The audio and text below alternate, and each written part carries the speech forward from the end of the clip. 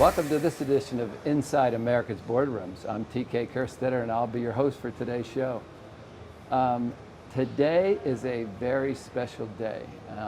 We have a lot of first occasions coming up, and the first of which is, if you'll look over my shoulder, we are happy to be back in our home here above the trading floor of the New York Stock Exchange, and it's a pleasure to be back. It's a pleasure to the NYSC as a sponsor of the show, and it's just nice to be back in our digs here. So that's the first thing. The second thing that's special about this show is that KPMG is joining Inside America's Boardrooms as a resource sponsor and knowledge partner, and we couldn't be happier. And representing them is Stephen Brown, the Senior Advisor with KPMG Leadership Center. Stephen and I have known each other in this space for a long time. I remember when he was a securities attorney, but mostly I remember when he was TIA's corporate governance group leader that was responsible for the social and governance issues for their $1 trillion investment portfolio. Today, he's a senior advisor with KPMG's Board Leadership Center, and it's a pleasure to have Stephen as my guest on the show for this celebratory launch. Welcome, Stephen. Well, happy to be here, happy to be back at the Exchange, happy to be with a great old friend, and I'm commemorating this reunion, sharing your haircut. Yeah, well, that's what happens sometimes when you've known each other for a long time. Indeed. So, again, it's very, I'm very happy to be back in this seat, overlooking the floor. And we're certainly happy to have the board, KPMG's Board Leadership Center, as part of the team. That includes the Audit Committee Institute, which has been around for a long time, very successfully, and a lot of the research that the center does in the board space. So Stephen and his expanded team will be working, in addition to Inside America's Boardrooms, he's also going to be working with Inside Europe's Boardrooms and Inside Australia's Boardrooms, and we're looking forward to that. So we're excited to have you. So tell our audience a little bit about sort of the initiatives that the center is doing, and also the pieces to the puzzle that makes up the center. Sure. And let me first start that we have a great little team at the Audit Committee Institute in the KPMG Board Leadership Center. And together, we're the firm's corporate governance play, and we work to engage both directors, board directors, and C-suite executives on critical corporate governance and ESG issues that affect long-term value.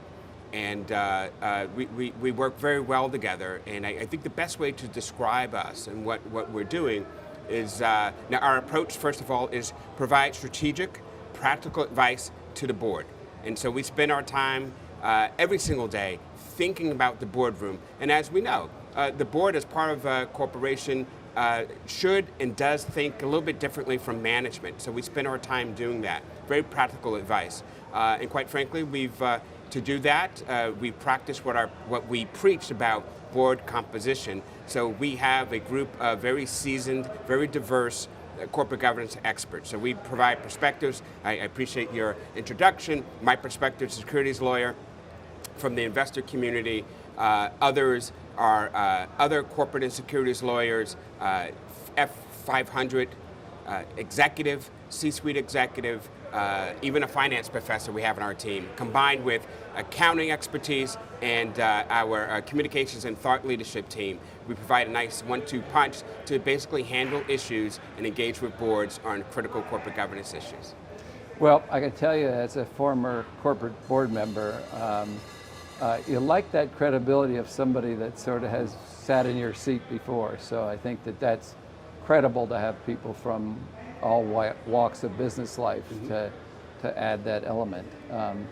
So Stephen, before the show we were chatting about the old days, okay? And we've seen boards transition from the good old boy network, right through to where we are today.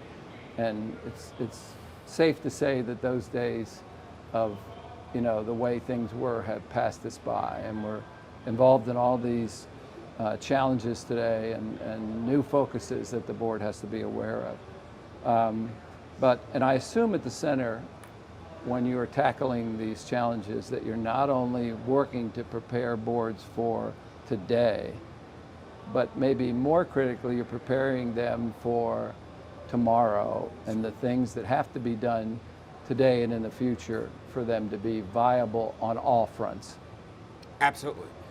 In fact, if I think about what a difference a decade makes, what a difference just a few years makes in today's boardroom, we know this. One, is still a very good job. It's still a very important job.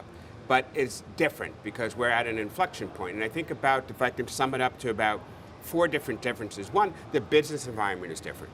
With digital transformation, AI, the fact that you may have a unicorn disruptive entity that would specifically focus on a segment of your business plan to disrupt are out there. So the environment has changed. Secondly, the risks are greater and heightened. Reputational risks around a number of issues, and that's partly a function of the speed of information and how quickly information spreads today, whether it's factual or not factual. ESG risk and how ESG risks affect your business model. The risks are a lot greater and they're a lot wider. Human capital management, I couldn't get away without talking about that in 2021. Your employees are different. Same human beings as you and I, but they present differently. How they work, whether they work at all, the span of knowledge that they have and what they expect out of you are different. So it requires an adaptation of understanding your main asset. For most companies, it's the asset. How your companies like to show up to work, they like to think, and what they expect out of you is deeply important. And finally, the expectations of directors and the director community is very different from just a few years ago. This whole discussion around stakeholderism and how you prioritize your different stakeholders, from shareholders to your employees to your suppliers, is front of mind. Board composition and who sits on your board and why is front of mind. Focus on intangibles like DE&I, human capital management is deeply important. Today, the vast majority of valuation of publicly traded companies has a lot to do with intangibles. Therefore, shareholders and others are going to ask you questions about intangibles.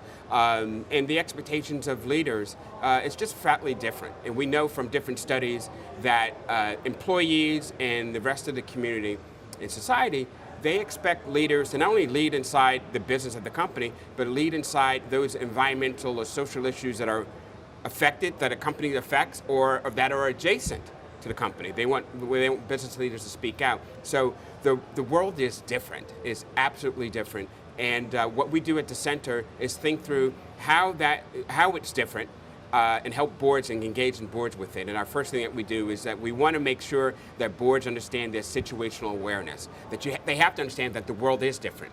A number of boards are still trotting by and sort of thinking about the good old days, which just may be 2 years ago, not 20, but 2 years ago. The world is different. And so it's just understanding what your situational awareness is and then helping them, engaging with them to ramp up quickly to understand whether it's cyber security risk, ESG risk, how ESG affects their business. And that's probably one of the issues over the last 18 months we've dealt with the most, which is helping them think through what are the 3 to 5 material E and S risks that truly affect their business model, and to really think through it and to ask great questions of management. The boards don't manage day to day, that's what management does, but the board is responsible for asking good questions. And we always say, at least 3 times a week, the only natural predator that a publicly traded board member has is a shareholder. They're the only people imbued by law to take their jobs away. Therefore, it makes sense not only to listen to them, but to understand where they're going. And quite frankly, when we think about ESG, shareholders are pretty advanced in this space. Employees, another group of stakeholders, are rather advanced in this place. So if you take those two, just those two shareholders, those two stakeholders, shareholders and employees, there's a lot to quickly ramp up when you're a director to meet the requirements of today. So there's a lot going on, and we're so happy that we have a team dedicated at KPMG for thinking about these issues every single day and helping our clients through those issues. Well, don't forget, you didn't mention cyber, which was this movement, digital transformation, which was pre. Those things were talked about front and center. And Absolutely. It's interesting how that got pushed aside a little bit in the focus, but can't be pushed aside. It's certainly going to come back. And when I think about this inflection, we had maybe if I look back, other than maybe 2008, 9, when we went through a lot of things, but I look at as an inflection point as back with Enron and WorldCom and Sarbanes-Oxley. That was huge, okay? And it seems like during those periods of inflection that the needle the pendulum sort of swings almost too far, okay? When I think of 404 and the types of things that happen, and then it seems to work its way back to a really solid place. And I sort of think that that's what's happening now. And I tried to ask myself, what's the difference between that period of what's happening in this period? And I think you hit on it, the speed of which information happens. If you're on an airplane, all hell can break loose by the time you land, Right. okay? So the speed of information is what puts tremendous pressure, I think, on today's boards. Absolutely. I'm a former securities disclosure lawyer, so I've written proxies. The proxies, and I heard someone say the other day, it's like the People magazine of the business world. And now they're digital. Everyone reads it, or at least they read a few sections of it, and with that, that's how the speed of information gets around. Again, people put their own spin on it sometimes, but it's absolutely the case for directors because a proxy is a board of directors instrument, talking about themselves and the future and what they plan to do and how they executed one of the issues, many issues that they have to do, the CD&A, executive compensation. It's deeply, deeply important. And a lot more time has been, over the last 10 years, spent on making that a communication document, and we're going to see more and more of that go forward. The typical issues that we see in the generation of the younger millennials and Gen Z, they believe in transparency, they believe in procedural justice, they believe in accountability. All those are going to shine through, in that document and elsewhere inside the boardroom, and that's where we need to catch up. That's where we need to understand that that's where shareholders are, that's where our employees are, and that's where we need to be. Yeah. Well, Stephen, I'm looking forward for us tackling some global issues with KPMG's Board Leadership Center. I want to thank you for joining me. Sure. This is, again, a very special show for us to get back into the flow. And again, we'll look forward to having you or your team here for future times. Well, great to be here. Thank you. Yeah. And that will conclude this edition of Inside America's Boardrooms. We hope you enjoyed the show. We'll be back again next week when we take another look at a critical topic that'll help you be a better board member or committee member. So we'll see you then.